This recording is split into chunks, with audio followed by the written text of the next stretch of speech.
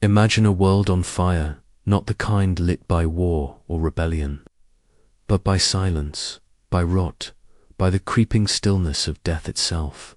The year is 1348, and the Black Death has swept across Europe like a scythe through uncut wheat. One by one, churches fall quiet, monks disappear, priests die, mid-sermon, or vanish into locked cloisters, praying for a mercy that never comes. Society doesn't just crack, it fractures so completely that reality feels like fiction. And into that vacuum, something extraordinary happens. Not noble, not violent, just quietly strange.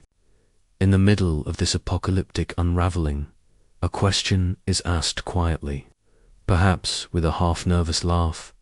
Can I marry my donkey? It sounds absurd now. It sounded absurd then. But no one laughed. Not officially, not out loud. Because the institutions that used to slam doors on such absurdities were no longer answering those doors. The priests were gone. The rules were blurry. And the villagely frightened, unraveling, needed to believe in something again, even if that something wore hooves. This isn't a comedy. It's a case study in collapse. Because to understand how a donkey marriage could occur without punishment, ridicule, or legal consequence, we have to unlearn what we think we know about medieval order. This isn't about bestiality. It's not about kink. It's about grief. Spiritual improvisation, legal ambiguity, and what humans do when the structure collapses but the need for meaning remains. It begins with the death of trust in the church. The plague didn't just kill villagers, it slaughtered clergy.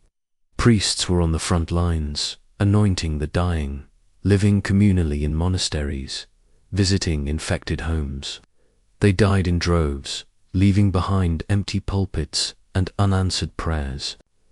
Monasteries that once held 200 monks now echoed with the footsteps of 12.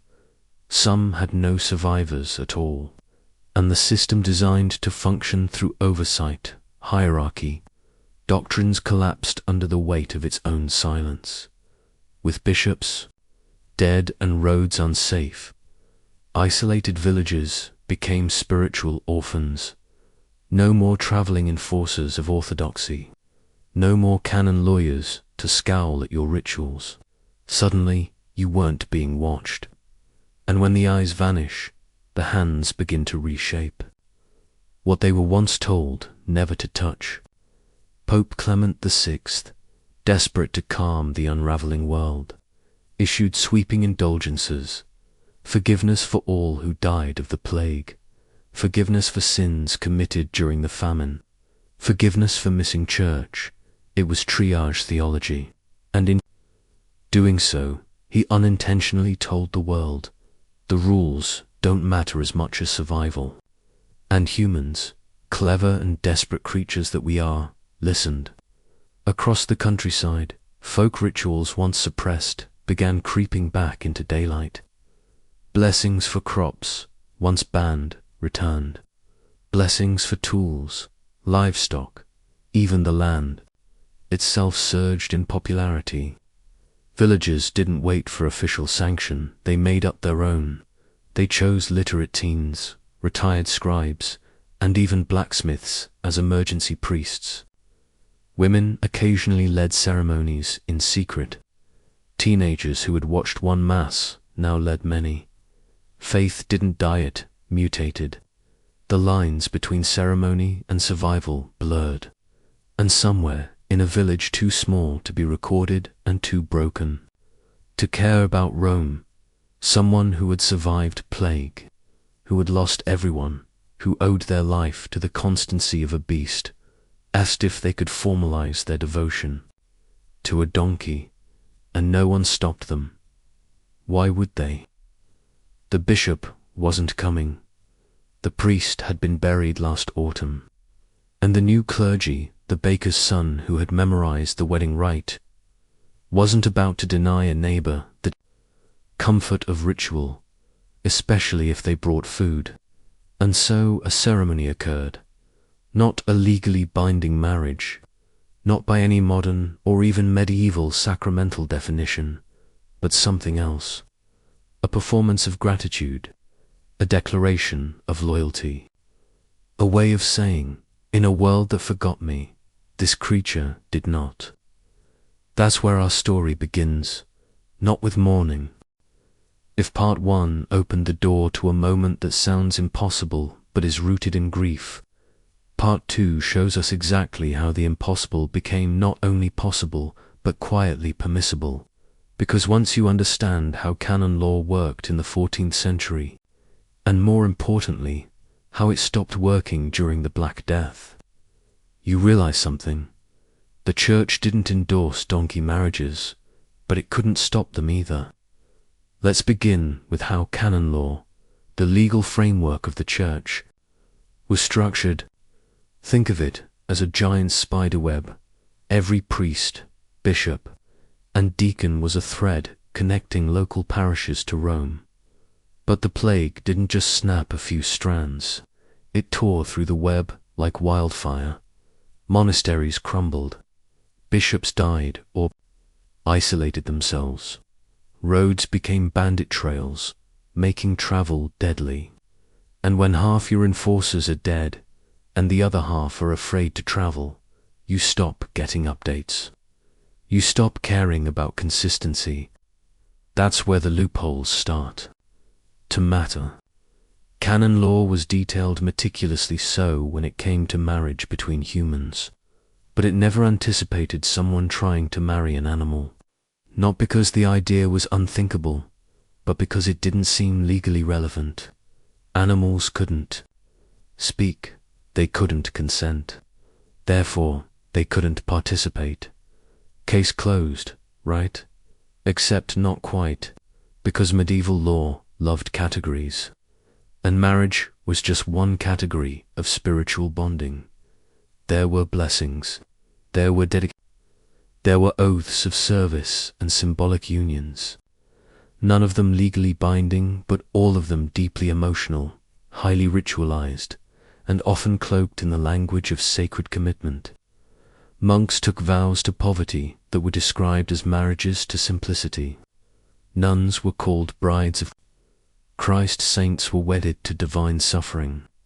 The church had already created a system where symbolic marriage wasn't just accepted, was foundational, and that system, it was wide open to reinterpretation once no one was around to enforce the difference. So what happens when a lonely man, having survived the worst year of his life, turns to the one being that stayed beside him, his donkey, and asks, "Can I bless this bond?" Not as a legal marriage, but as a promise, a spiritual tie, an expression of thanks. If he asked this in 1346, he'd be laughed out of confession. But in 1348, with the priest dead, and the replacement priest being a 17-year-old scribe who speaks broken Latin and whose sister was just buried in the village cemetery, what's stopping him? Nothing, because canon law couldn't react fast enough. It assumed all ceremonies followed strict formality and oversight. It never accounted for improvised spirituality during institutional collapse. And that's what 1348 was. A vacuum where desperation became liturgy. In fact, church tradition had long allowed for emergency blessings rites performed in extraordinary times when no trained clergy were available.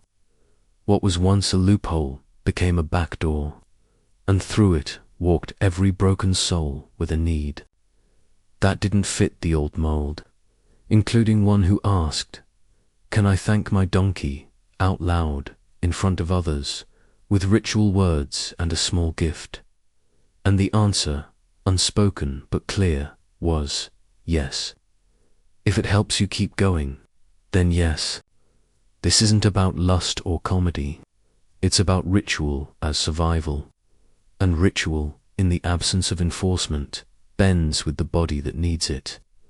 The ceremony didn't have to be called a marriage. it just had to feel like one. And when everyone's grieving, and you promise you'll still feed the creature that pulled your cart through plague season, that's not madness, that's meaning. If part 2 explored how the collapse of church oversight opened a door, then part 3 shows us who walked through it and why.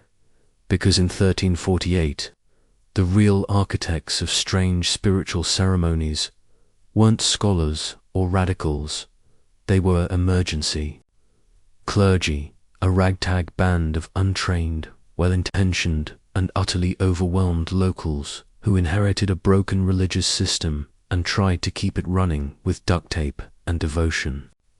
Picture a village where the priest is gone dead or fled. The nearest bishop is weeks away, if he's even alive. But people still want weddings, funerals, blessings for newborns, confessions, comfort. Enter the emergency priest. Maybe he was once an altar boy. Maybe he's the only literate person in town. Maybe he's the baker's nephew who remembers most of the Latin prayers. Doesn't matter. He now wears a robe, leads Sunday prayers, and handles every theological question from "Can I be forgiven?" to "What happens if I marry a goat?" This isn't a joke. It's historical necessity. Because when formal authority dies, informal authority steps in. And the beauty and danger of informal authority is that it runs on instinct. These emergency clergy had no training in canon law. They didn't know the difference between a sacrament and a sacramental. They just knew the people around them needed something, so they adapted. They mimicked what they'd seen. They filled in blanks with their own beliefs. They blurred the lines between church and folklore, between tradition and desperation, and they became the gatekeepers of spiritual innovation. This is crucial, because these are the people who, when approached by someone asking for a donkey blessing or an unconventional spiritual ceremony, didn't reflexively say no. They said, "Tell me what you're hoping to do," and then they worked backwards to make it sound holy. Why? Not because they were foolish, but because they were kind, or scared, or hungry, or all three, you see. Many emergency clergy relied on donations to eat. If a farmer offered eggs, bread, or silver in exchange for a blessing ceremony, even one involving livestock, it wasn't just tempting, it was survival. And these were small communities. People knew each other. Turning someone down didn't just mean saying no to a weird request. It meant fracturing trust, losing what little control you still had over a crumbling congregation. So yes, they said yes, again and again, not because they believed donkeys could be spouses, but because they believed in doing something when people asked for help, and when the request was framed as gratitude, not lust, not ownership, just a thank you for loyalty during plague. They saw no heresy, only heartache. Add to that the fact that many of them believed deeply in the sacred role of animals. They'd grown up hearing stories of saints befriending wolves, birds speaking to monks, oxen bowing at nativity scenes. So when someone asked, "Can I have a small ceremony to honor my donkey for staying by my side when my whole family died?" it didn't seem bizarre. It seemed biblical. The ceremony didn't use the word marriage. It avoided anything too close to sacramental language.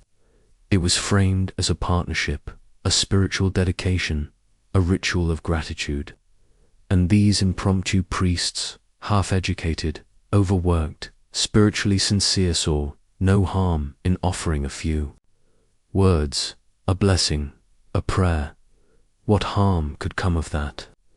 And so the donkey marriage happened, not as a legal event, not as a revolution, but as a quiet adaptation, one among many, a thread in the larger tapestry of how people rebuilt meaning. in the ruins of certainty. If Part 3 introduced the emergency clergy as accidental gatekeepers of bizarre but heartfelt rituals, then Part 4 dives into how the donkey marriage ceremony itself was performed, not just what happened, but how it was carefully framed, worded, and choreographed to look and feel sacred without ever violating the rules that remained. Because if there was one thing medieval people understood intimately, it was the power of language and how to use it to dance around trouble. Let's be clear, no one walked into a church and said, "I want to marry my donkey." That would have triggered alarm bells even in a plague-stricken village. What they said instead was more like, "I'd like to bless this animal, in gratitude for its faithfulness, and ask for divine favor in our continued partnership." That sentence right there, that's survival language. That's how you tiptoe through a minefield of doctrine using flowers and robes. The ceremony was designed to appear spiritual but not legally sacramental. It was never held inside a consecrated church. Took place in a stable, a garden, a field at sunrise. Locations that felt holy but weren't restricted by canon law. This mattered because church buildings were reserved for official rites, and anything too unusual in that space could bring down scrutiny if anyone was still watching. Outside the church, you could get creative. The opening lines of the ceremony avoided words like marriage, spouse, or vow. Instead, they leaned into poetic religious phrasing. "I pledge sacred devotion to this faithful creature. May our bond be blessed under divine witness," vague enough to sound ancient, careful enough to avoid being prosecutable. And that's the trick, they weren't just blessing a donkey. They were constructing a performance that felt like a marriage without being one. The donkey often received a token, a carved charm, a new rope collar, maybe a bit of dyed cloth. This wasn't just a gift, it was a symbol, a stand-in for the wedding ring. A gesture that said, "This matters," without anyone needing to define what this was. Witnesses were involved, not to legalize, but to legitimize. They'd recite scriptures about stewardship or sing folk hymns about animals and labor. These weren't formal choirs. They were friends, neighbors, people who understood that grief sometimes needed ritual even if it was odd. The entire ceremony lasted maybe 15 minutes, long enough to feel meaningful, short enough that no one had time to panic or question what was really happening. And at every step, the language was crafted with surgical precision. Instead of "I do," it was in gratitude, "I offer this promise." Instead of "we are joined," it was "may this bond be honored by those who understand the labor of love." Physical positioning mattered too. The man and the donkey never faced each other. They faced east, toward the sunrise or a distant chapel. This was not two beings pledging to each other. This was a pair facing the divine, side by side. The message: we're both servants of the same God. That framing made the impossible believable. Even the priest didn't say, "I now pronounce." Instead, he offered a prayer for continued partnership, for health, for peace. He invoked compassion, loyalty, gratitude. Never legality, never romance. It was spiritual theater, tailored for plausibility, precision, and above all plausible deniability. If questioned later, the man could say it wasn't a marriage. It was a blessing. The witnesses could say it was about gratitude. And the priest, he could say, "I only read from the Psalms." Nothing was signed, nothing was recorded, nothing was binding. And yet, for the man who stood beside his donkey that day, it was real. Because in a world where death had become ordinary and love had become rare, sometimes the only thing that felt holy was a ritual no one else understood. If part 4 revealed how the donkey marriage ceremony was a delicate dance of symbolic language and spiritual framing, then part 5 explores what happened after the ritual ended, because the true challenge wasn't just performing the ceremony, it was surviving it. In a world still haunted by plague and teetering between chaos and fragile rebuilding, maintaining the illusion that this was a spiritual bond, not a scandal-required performance art on a daily basis. You couldn't afford a single misstep. The first rule: boundaries. Strict, visible, unbreakable boundaries. The donkey had its own sleeping area. Meals were taken separately. Public affection was minimal: no stroking, no kissing, no eye contact. That lingered. The entire relationship had to look like a farmer honoring a loyal work companion, nothing more. Any sign of romanticism, even by accident, could shatter the fragile tolerance you were granted. This was not a time of privacy, it was a time of communal scrutiny. But here's where the genius of medieval social mechanics came into play. If you were useful, you were protected. It didn't matter how odd your personal choices were. You helped repair fences, if you showed up for harvest, if you donated to the church, if your donkey plowed straight lines and carried heavy loads, people would turn a blind eye, because usefulness in a crumbling world was more valuable than conformity. That's why community integration became your armor. You helped your neighbors. You showed up at every feast day and mass. You gave to the poor. You brought honey to the widow who lived near the woods. You participated so completely in public life that your private life became invisible. You didn't hide, you became essential. And when people talked about you behind your back, they said, "He's strange, but he works hard." That phrase, that was your passport to survival. Weekly church attendance was non-negotiable, not because you feared excommunication, but because it was your camouflage. The more visibly devout you were, the less likely people were to question your non-traditional behavior. When everyone saw you kneeling in the front pew, they were less likely to whisper when you walked back to the field with your donkey. And here's where medieval confession worked in your favor. If someone did ask a priest about the ceremony, and the priest had any sense, he'd file it mentally under unusual blessings and move on. If you were wise, you'd even preemptively confess it as a possible misstep, ensuring that the details stayed sealed behind spiritual confidentiality. Confession, in this context, wasn't about penance. It was about legal protection. Even the timing of your public interactions mattered. You blessed your donkey before planting season. That's a fertility rite. You honored it during winter. That's gratitude for survival. You walked with it at dawn. That's a devotion to labor. Every odd moment had to be reframed in seasonal, agricultural, or religious context. And if people asked questions, you responded with vague but pious language. He's not my partner, he's a gift from God, a companion in labor, a beast of burden, blessed with loyalty. Say it with enough conviction, and no one could challenge it without sounding faithless themselves. Geography helped too. If your village became too curious, too judgmental, too cruel, you could leave.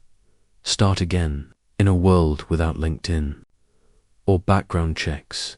Your past stayed behind the moment your donkey's hooves hit the next road. But the real secret to surviving a donkey marriage wasn't trickery, it was consistency. You had to live your story perfectly, without deviation.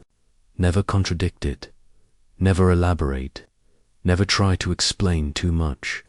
Because in medieval Europe, mystery was safer than clarity. And the people who lasted the longest weren't the ones with the best arguments. They were the ones who didn't argue at all, just worked, just prayed, just lived, quietly, steadily, side by side with the creature they'd once blessed as family. If Part 5 detailed the ongoing balancing act of public acceptance and private ritual, then Part 6 expands our lens beyond the individual, because the donkey marriage wasn't born in a vacuum. It emerged from a medieval culture already steeped in symbolic unions, surreal legal loopholes, and deeply strange precedents that made something like this not just possible, but in many ways almost ordinary.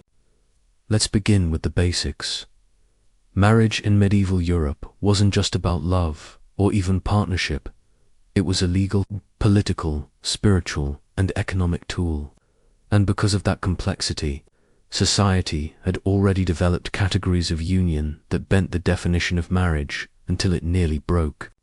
One of the most shocking examples: posthumous marriages. That's right. Inheritance law allowed nobles to marry people who were already dead, usually to secure property rights, titles, or dowries. Entire wedding ceremonies were conducted with a corpse in attendance, rings placed on cold fingers, oaths spoken to silence. If you could marry a corpse for legal reasons, how much stranger was a donkey marriage that demanded nothing at all? Then there were proxy marriages, where one party didn't even have to be physically present. Ambassadors stood in for royalty. Businessmen married through intermediaries. These unions weren't symbolic, they were binding. And if you could marry someone who wasn't even in the room, why not consider a blessing partnership with the animal that pulled your plow every day for a decade? Medieval society also embraced temperate marriages, contracts that lasted only as long as a diplomatic alliance or financial agreement. Marriage was less about eternity and more about utility. And if utility was the standard, then no creature was more deserving than the donkey. Steady, reliable, the backbone of peasant agriculture. Still think this is an isolated anomaly. It's not. People were legally marrying their businesses, corporate marriages that gave their guilds or merchant companies legal personhood and spiritual protection. You could even marry a trade route or symbolically unite with your own property to protect it from seizure. These were not jokes, they were medieval legal reality. And then came the spiritual realm, where things got even weirder. Saints married their visions. Nuns were considered literal brides of Christ. Hermits pledged themselves to solitude as if taking a spouse. Mystics described ecstasies that blended theology and eros in one breathless, incense-saturated paragraph. If you could marry silence, surely you could make a spiritual promise to a living creature. Even in folk tradition, symbolic unions with nature weren't rare. Villagers performed marriage-like ceremonies with rivers, mountains, and trees, vows to the land in exchange for bountiful harvests. These weren't fringe practices. They were community rituals, accepted and blessed. And this is where it all comes together. The donkey marriage didn't arise out of deviance, it emerged out of a world already teeming with metaphors and legal metaphysics. A world where law, theology, and performance constantly overlapped. It wasn't about marrying an animal because you were in love. It was about fitting your grief, your gratitude, your need for ritual into existing containers that already defied logic. So when someone blessed their donkey with a ribbon, knelt beside it at sunrise, and whispered a promise beneath their breath, they weren't mocking the system. They were participating in it. They were joining a long line of people who used marriage as metaphor, contract, shield, and sacrament. The difference: they had hooves beside them instead of hands. And in the grand tapestry of medieval legal and religious history that made them strange but not alone. If Part 6 revealed how the donkey marriage fit comfortably within a vast medieval tradition of symbolic unions and legal oddities, Then part 7 brings us back to the raw human heart of the story, because beyond loopholes and metaphors, what we're really seeing here is what people do when their world breaks and they need something to believe in.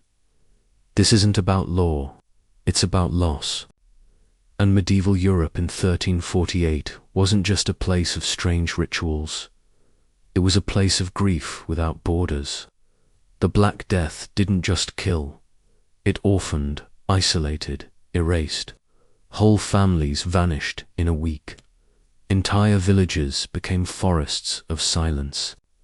And when the people you love are buried in plague pits without ceremony, when the priest is gone and the altar is empty, when your home is too quiet to sleep, in what do you turn to? For some, the answer was memory. For others, madness. And for a few, it was the living creature who stayed. The one being who didn't abandon them, who didn't speak but didn't leave, who carried water when your legs shook from hunger, who stood beside you at night when the only warmth was breath shared in silence. That's the donkey. Not a symbol, not a joke, but a companion in the deepest possible sense, constant when everything else had failed. So what do you do with that kind of loyalty? What do you do with that kind of grief, that kind of gratitude? You ritualize it. You give it structure. You perform a ceremony not because it's legally binding, but because you need the world to witness what this creature meant to you. And when you live in a world already shaped by blessings and saints and sacred bonds with swords and shadows, the idea of offering a ribbon and a vow to a donkey doesn't seem grotesque. It seems honest. Because when the human world fails you, the heart doesn't stop needing connection, just finds it elsewhere. And that's what the donkey marriage really was. An act of emotional survival. A way to mark something that words couldn't quite explain. And here's the most fascinating part. It worked. Not because everyone accepted it, but because enough. People didn't care to stop it. In a collapsing society, what mattered wasn't whether your ritual was canonically valid, was whether you kept showing up to work, to prayer, to the harvest. It was whether your ceremony brought harm or peace. If you blessed a donkey and kept your fields fertile, who was going to challenge you? If your neighbors knew your pain and saw your kindness, why would they object? The donkey marriage survived. Not because it was legal, but because it was quiet, functional, and deeply human. And if you asked the man at the center of it what he was really doing, he might not have said marriage. He might have said, thank you, or I'm still here, or I don't want to be alone. And in that sentence, whispered into a stable under the low breath of winter, we find something more than absurdity. We find the truth, that when rituals break, humans rebuild them from whatever pieces they can still touch, even if those pieces have 4 legs and patient eyes. If part 7 laid bare the emotional core of the donkey marriage, the quiet desperation, the need to ritualize love and loss, then part 8 shifts our focus to the broader message. It leaves us with today. What happens when institutions collapse, and meaning has to be rebuilt from the ground up? Because make no mistake, the story of a man pledging spiritual loyalty to a donkey in a crumbling 14th century village isn't just a historical oddity, it's a mirror. And it reflects a truth that's more relevant now than ever. When the systems we rely on falter, people don't stop needing structure, guidance, or connection. They just start inventing their own. That's what the plague revealed in 1348. And that's what every moment of societal breakdown since has echoed. When priests died, monks vanished, and Rome went silent, people didn't stop praying, they built new liturgies. When bishops stopped visiting, villagers didn't abandon ritual, they held weddings, blessings, funerals with whoever was left standing. When the rules no longer made sense, people didn't wait for permission, they rewrote the script. And the donkey marriage, that was just one page in that improvised spiritual manual. One strange, sincere answer to the question, how? Do I make this make sense when everything else is senseless? But here's where it gets deeper. Because these improvised rituals weren't acts of rebellion, they weren't designed to mock or undermine the church. Quite the opposite, they were attempts to hold on to some kind of sacredness in a world that felt suddenly hollow. People weren't abandoning religion. They were relocalizing it, reclaiming it, saying, if no one's coming to save us, we'll save what we can. And this is where the lesson hits us today. In our modern world, we like to think our institutions are solid, our systems stable, our norms permanent. But history has shown over and over that collapse doesn't knock first. It arrives, sudden and indifferent. And when it does, people respond the same way they always have. They search for meaning. They cling to ritual. They look to what's close, what's loyal, what's still breathing beside them. And they build ceremonies, not because they're legal or allowed, but because they're necessary. That's the genius of the peasant mind. It doesn't wait for approval. It adapts. It uses what's at hand. It finds wisdom in donkeys, in ash, in snow-packed walls and clay-wrapped meals. And in that way, it survives not just physically, but spiritually. So yes, a donkey marriage sounds bizarre, until you realize it wasn't about law or lust or spectacle. It was about a man in a broken world performing one small act of order, of gratitude, of hope. And if we strip away the absurdity, what we're left with is something we all crave. A reminder that even when everything collapses, ritual can still rise, and meaning can still be made. Not from marble and doctrine, but from rope, prayer, and breath shared between species. It didn't need to be normal. It just needed to be enough. If Part 8 connected the donkey marriage to the universal human instinct to ritualize chaos, then Part 9 brings us to the quiet brilliance of the people who pulled it off, not the priests, not the nobles, but the medieval peasants themselves, whose creativity, emotional intelligence, and legal fluency defied every caricature we've ever believed about them. These weren't fools, they were innovators, not rebels, but architects of a new kind of resilience. Because here's what we rarely say out loud. The peasantry didn't just survive the collapse of 1348, they reinvented civilization from the bottom up, using scraps of broken systems and fragments of forgotten folklore. And that took more than luck, it took genius. Think about what they achieved. Without schools, they taught themselves canon law by memory and rumor. Without trained clergy, they replicated the architecture of sacraments. Without printing presses, they passed down scripts, blessings and rites through whispered instruction and trial by fire imitation. They performed weddings with no rings, funerals with no priests, confessions with no absolution. And somehow, the rhythm of spiritual life never stopped. It just changed tempo. And one of the most extraordinary aspects of this change was the language they developed to hide what they were doing in plain sight. A donkey marriage, after all, could never sound like a marriage. It had to be encoded in liturgical camouflage phrases that borrowed holiness, but avoided legal weight. In gratitude for faithful service, I make this sacred promise. That's not a vow, that's a tribute. May our bond be seen by the heavens and honored in the harvest. That's not marriage, that's poetry. This linguistic creativity wasn't accidental, it was strategic, because peasants knew that the survival of their strange rituals depended on how well they could dress them in the clothes of something respectable. And they mastered that art, so well, in fact, that these ceremonies flew under the radar of surviving church authorities, who were too busy rooting out heresy to care about a farmer blessing his donkey at dawn.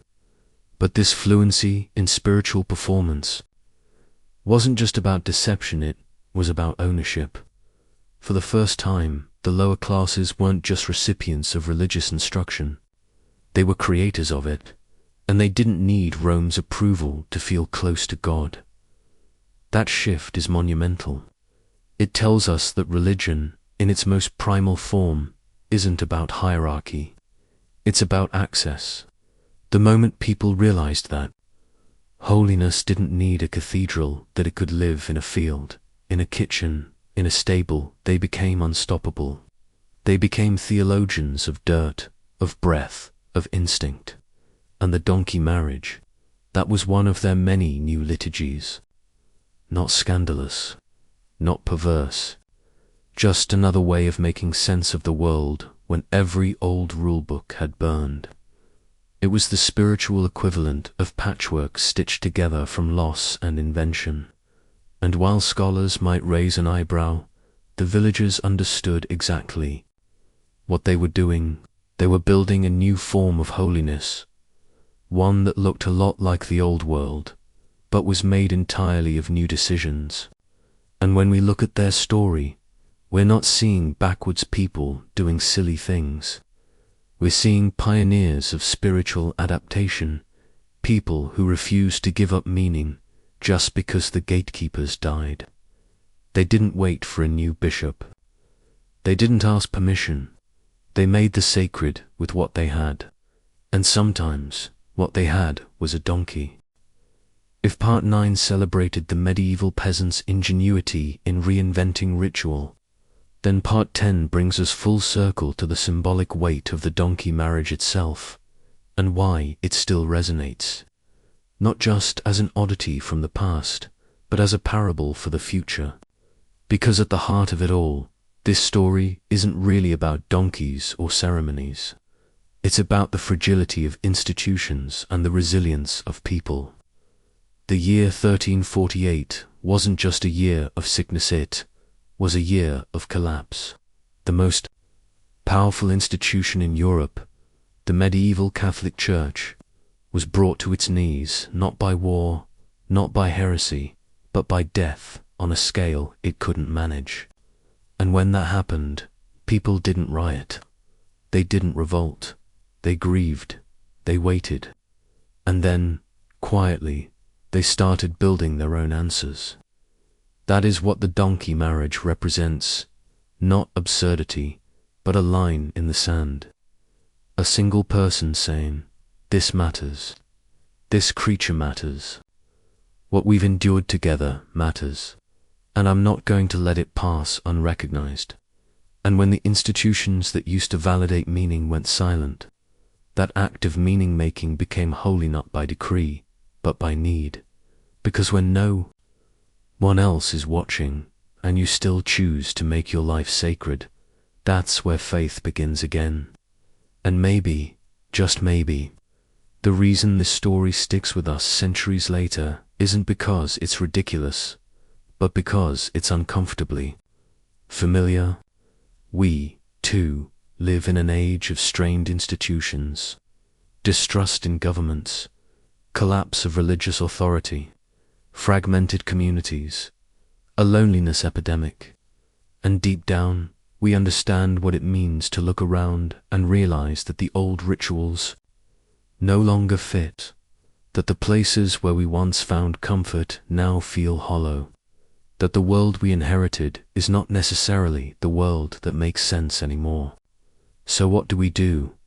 We do what the villagers of 1348 did. We improvise.